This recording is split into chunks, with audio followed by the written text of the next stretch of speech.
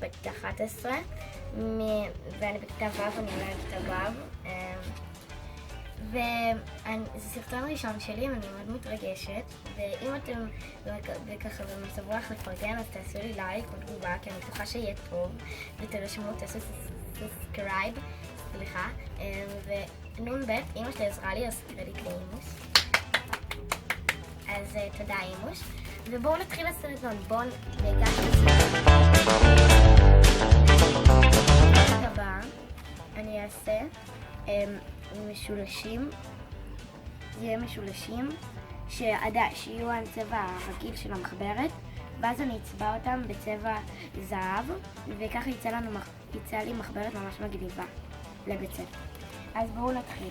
אני משתמשת בטייפ, רגע, אני אקח אותו. יש לי פה איזולרבנד לבן, כי אני איזולרבנד, אני הכי חושבת שהוא הכי יעבוד, ואני לא עושה הרבה, אני עושה רק בחלק הזה, כי אני לא רוצה שיראו את הכתוביות האלה. את הכתוביות, סליחה. אני לוקחת מספריים,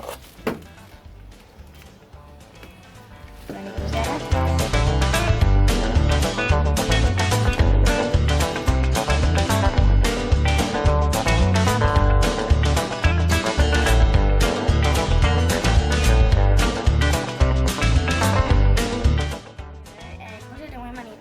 לצבוע זה בזהב, והחלטתי שזה מחברת הנדסה. אני אמשיך לצבוע את זה.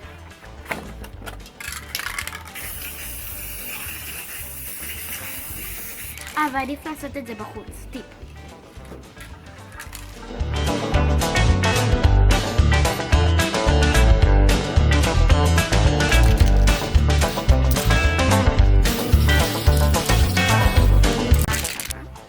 אני אוריד את זה ואחרי זה נראה את השלילה.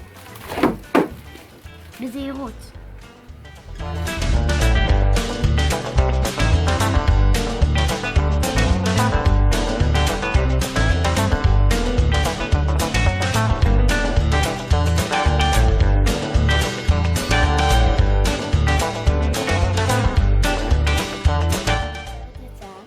ומקווה שנהנתם מהסרטון ותירשמו, ושיהיה לכם שנת לימודים מוצלחת וטובה. וביי ביי.